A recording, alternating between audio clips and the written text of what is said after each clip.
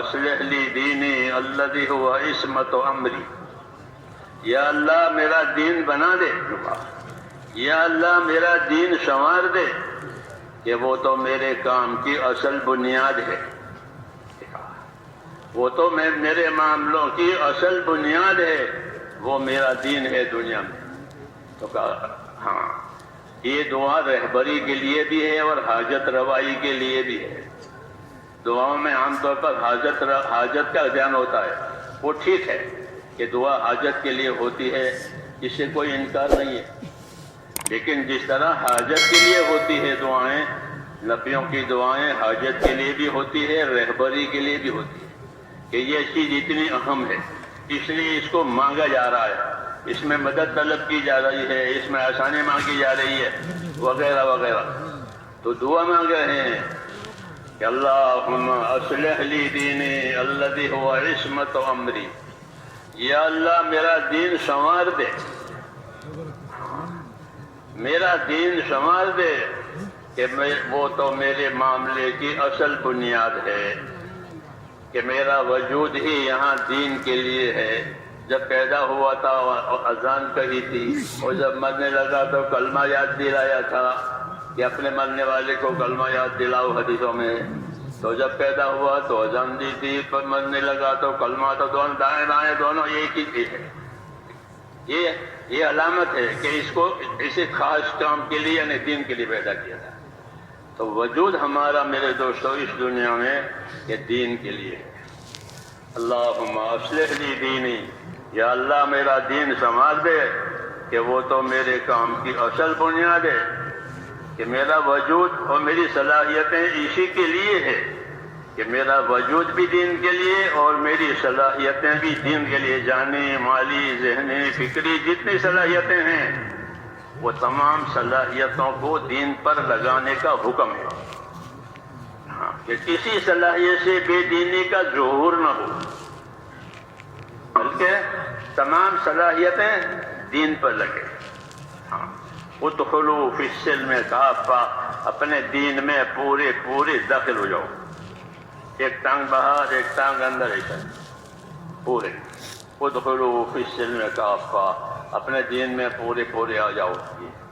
تو اس لیے حضور دعا مانگ رہے ہیں کہ اللہ میرا دین سنوار دے، کہ وہ تو میری اصل بنیاد ہے۔ دین کے سنوارنے کا کیا مطلب ہے؟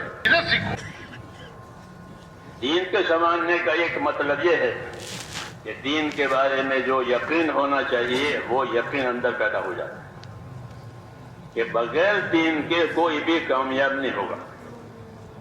ہاں یہ پکی بات ہے، یہ پکی بات ہے کہ بغیر دین کے کوئی طبقہ انسانوں کا کامیاب نہیں ہوگا، نہ تاجروں کا، نہ مزدوروں کا، نہ حاکموں کا، کوئی بھی۔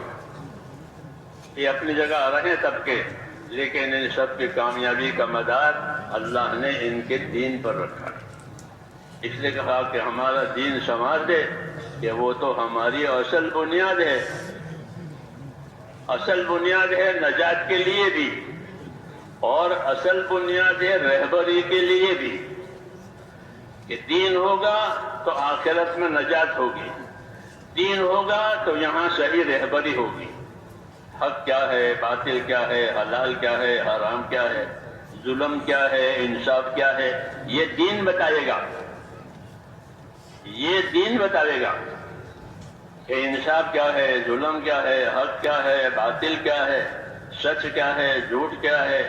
ہاں جس طرح روشنی میں ہر چیز کھل جاتی ہے، کہ کانٹا پڑا ہے، چابی پڑی ہے زمین پر، ہاں روشنی ہو گئی، تو کانٹے سے بچے گا اور چابی اٹھا لے گا، کام کی چیز ہے۔ تو ایک روشنی ہے، ایک رہبری ہے، اس لیے اس کا سنوارنا ضروری ہے کہ اپنا دین ہمارا سنور جائے، اور دین سنوارنے کا مطلب کہ اندر دلوں میں اللہ تعالیٰ سے صحیح تعلق ہو جائے۔ ہاں یہ ضروری ہے کہ ہمارا تعلق اللہ تعالیٰ سے صحیح ہو جائے۔ اللہ سے کیا تعلق کریں گے؟ اس کا تو کوئی رشتہ دار نہیں ہے، اس کے برابر کوئی نہیں ہے، کہ اللہ سے تعلق عبادت اور بندگی کا ہے۔ ہاں یہی تعلق اللہ نے ہمارے درمیان میں پھیلایا ہے۔ سب میرے بندے ہو. جنات اور انسان اور ملائکہ یہ سب اللہ کے بندے ہیں. تو بندگی والا تعلق اللہ تعالیٰ نے دیا ہے،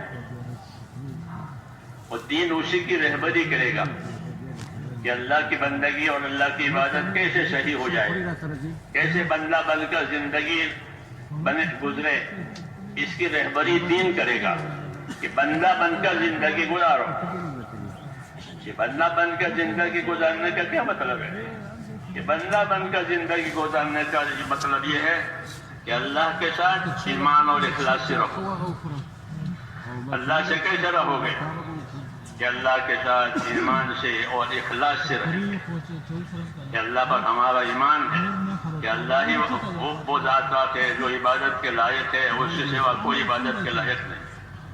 اللہ ہی وہ ذات ہے کہ جو ہر ضرورت کو پوری کرنے والا، ہر نفع نقصان کا وہ مالک ہے. ہاں، ہر حال میں وہ اپنی قدرت سے سب کچھ کرنے والا ہے، اس کی قدرت سے سب کچھ ہوگا. اللہ کے ساتھ معاملہ عبدیت کا، احتیاج اور محتاجی کا، ہاں اللہ کے ساتھ کہ ہم اللہ کی طرف محتاج ہیں اور ہم اللہ کے بندے ہیں، یہ تعلق پیدا کرنا ہے. جتنا اللہ کی طرف اپنی احتیاج بڑھے گی اتنی وہاں سے مدد آئے گی. جتنی احتیاط بڑھے گی، اپنی حاجتیں اللہ کو بتائیں گے تو اتنی مدد ہوگی. یہاں اللہ کو یہ پسند ہے کہ بندے اس کے سامنے اپنی حاجتیں پیش کریں، اس سے مانگیں، اس سے امیدوار رہیں، اس کے ساتھ اچھا گمان کریں، اس سے نا امید نہ ہوئیں. یہ سب ہدایتیں اللہ تبارک و تعالیٰ سے ہم کو دی گئی تاکہ ہمارا تعلق اللہ تعالیٰ سے صحیح ہو جائے. اور اللہ نے ایک بڑی بات ہم کو یہ سنائی کہ میں بندے کے ساتھ وہ معاملہ کروں گا جیسا وہ میرے ساتھ گمان کرے گا. تو کتنا آسان ہو گیا. ہاں، اللہ کی تو شانیں ہیں، ان شانوں پر کون عبور کرے گا؟ تو کہا میرے ساتھ جیسا گمان کرے گا ویسا معاملہ کروں گا. ہاں، انا عند ظن عبدی بی، حدیث شریف میں بندے کے ساتھ گمان کے مطابق مانگوں. ایسا گمان یہ ہے کہ اللہ میری مدد کرے گا، اللہ میری دعا قبول کرے گا، اللہ میری مشکل آسان کرے گا تو وہ ہوگی. اور یہ کہ اللہ ہم تو بندے ہیں، گنہگار ہیں، ہماری کون سنے گا؟ کہ نہ، اسی بات بھی غلط بات ہے. ابشروا واملوا ما یسرکم، ہدایت دی ہے. بشارت لو، خوش رہو اور اللہ سے امیدوار رہو. ایسے امیدوار رہو کہ اللہ تمہیں خوش کر دے گا. اللہ سے امیدوار رہو، اللہ تمہیں خوش کر دے گا. ابشروا واملوا ما یسرکم، جو تمہاری خوشی ہے وہ تمہارے پاس آئے گی، تمہیں خوشی حاصل ہو جائے گی. اللہ سے امیدوار رہو.